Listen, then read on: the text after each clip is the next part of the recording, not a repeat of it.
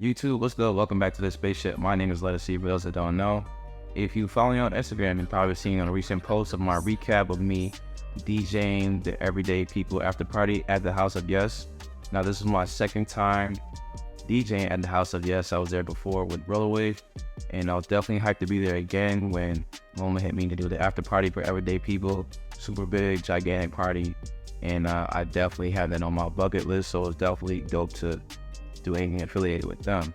I opened and I closed the party. Open for 3 dope DJs, all women, Angel and Dren, and Wemmy. Everybody did their thing, got crazy. A lot of Emma piano playing by Wemmy, and had the dancers going crazy. Angel and Dren was just doing their thing. And I see them before, but I don't know if I see them like this. I just feel like the way they attack the booth, just like double team. It's like a tag team. I don't know, tag team event, like wrestling. It's crazy the way they get down. So that was super dope to see them get busy and play dope stuff. And I was just happy to be there. A lot of dancers going crazy. You had a lot of women on stage dancing, twerking. It was getting kind of lit in the night, but a lot of you. Yeah, so that was definitely a moment that was fire. But this is my first time DJing on the v10 mixer. I thought we were gonna be on the 900, but for some reason they had the v10 there. And you know me, like I'm a DJ on anything. And I just set up, got busy, but luckily there was another DJ there that knows how to use it really good, and he basically just gave me a quick rundown of everything, because there are some changes. The reason I'm making this video, some people may not know this, and I feel like it's very good information to have if you're ever faced with having a DJ on this mixer. You know, this mixer might look a little intimidating to a lot of people, or some people who may not be used to using pro equipment. Most DJs only need 2 channels, and this one has 6. So it just looks a little crazy, and they changed some things I love and some things I hate. So I just want to point out a few new functions of this mixer that you might want to know if you ever have to use this mixer in the future. Now, I don't have access to a v10 to actually show you, but I do have a Quest 2. And with Try, we can go into the metaverse and have access to a virtual one. So let's jump in here and get it. All right, so this is Tribe. This is the v10 mixer. We got too many CDJs. It's all good. That's why I like Tribe, because I can come in here and this mixer costs like $3,000, and I can just come in here and mess around with it. For now, I'm gonna just show you 3 things that you should know about this mixer. One I absolutely love. One I kind of hate. Not gonna lie. Sorry, Pioneer. All right, anyway, so what I think is absolutely super duper dope, super amazing about this mixer is, you see we got 6 channels here, right? If you go, obviously, you know, these are the trims right here. So for the volume, and next to those, you see the one with the yellow marker on it. Those are compressors. So each channel has its own compressor. Now you're being like, why do I need that? I get you. But this is dope because a lot of times with playing MP3s, you're playing a set and you're playing something really old. You're playing a very terrible, low quality MP3, like 128. You want your MP3s to be like 320 kilobytes per second. Sometimes you can't find the record, whatever. And like those old school tracks, like in the 80s, like a Whitney Houston song, a Cyndi Lauper song, a Madonna song. Those songs, like, they come up super low because everything today is mixed to be super loud. So like when you play something that's super loud, that's current, and then you play something that's really old, you're gonna hear the contrast in the levels. So with the compressor, when you turn that up, it'll like compress, basically making your trash MP3 sound better and bigger than what it is. So that's number one that I absolutely love, because if I have something I know that's not gonna hit, turn the compressor up some and get it going. So that's one function that I love about this mixer. Let's see if we can get some music in here. Hold up. All right, so we're just gonna start that from the beginning. All right, so we got those 2 tracks playing. Over here's the isolator, and you press on, and let's say we just take the lows out, the whole track, whatever's on your master. If you want to take the mids out, it's gonna affect the whole thing.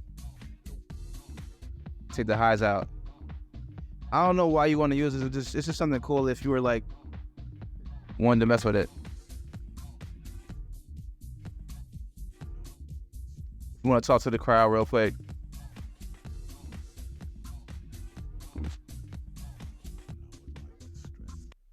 All right, so that's the isolator.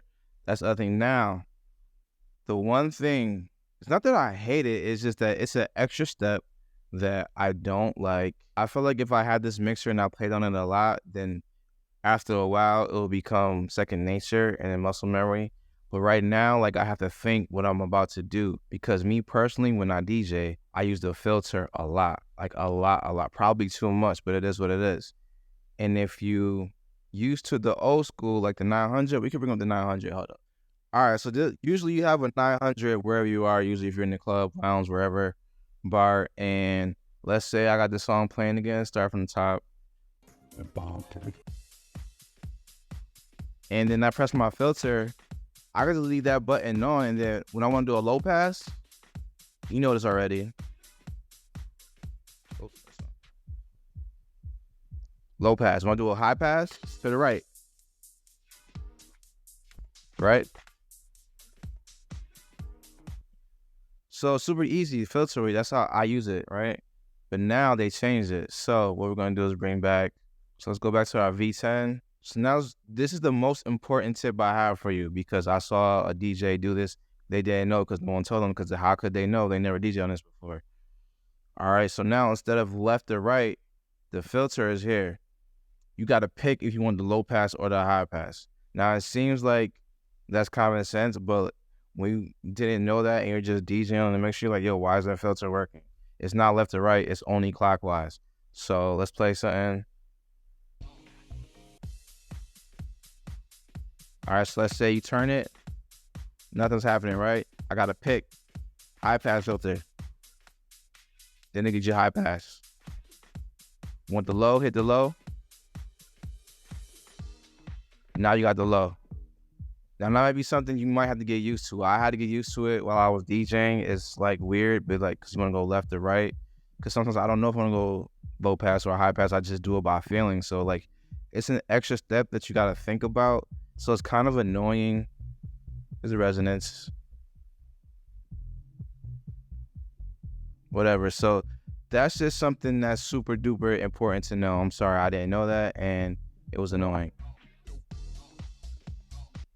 This mixer is dope. I'm not gonna lie to you. Like, if you have the effects, all this you can touch. So let's say like your let me see, pick like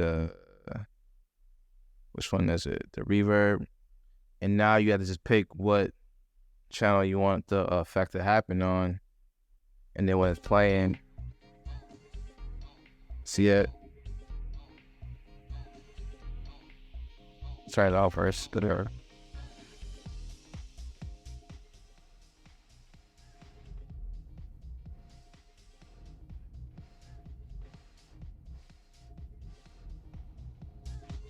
So that's just something else you can mess with. You can just, it's a touch screen when you have an actual V10 in front of you. So yeah, if you want to like have access to thousands of dollars of equipment and you don't want to pay it and you just want to like mess around with it and like get your own music and play it and practice, Tribe is the way to go. This is like the Quest 2. You can get that for like, I think like $250 or $300, maybe $350 around there. So it's way cheaper than $3,000, $4,000, $5,000, $6,000 someone's going to cost you for a full pro setup or whatever. So that was my tips for you. All right, let's get back to the real world. So these are just a couple of things you may not know about this mixer. If you'd like to abuse the filter knob like myself, then definitely this video will be some help, so you know how to use the filter when you get in front of this mixer. Again, I do want to say this mixer sounds amazing. At the after party, like the sound system, like everything I played just sounded so good. I almost kind of forgot I was DJing because just hearing how everything sounded so beautiful. I haven't really been in a club setting with that kind of sound system in a while, and everything was just hitting and it was just so beautiful. And I was like, yo, like I was just making faces and just like I was really just enjoying my set, just hearing how dope everything sounded. Everything was bumping people were dancing. It's definitely a great vibe. And I'll definitely be ready to use this mixer when I see it again. And if you have any questions or comments, please make sure you leave them right down below. And if you'd like to know the best way to transfer your cue points from Rekordbox to Serato or Traktor or whichever, watch this video right here.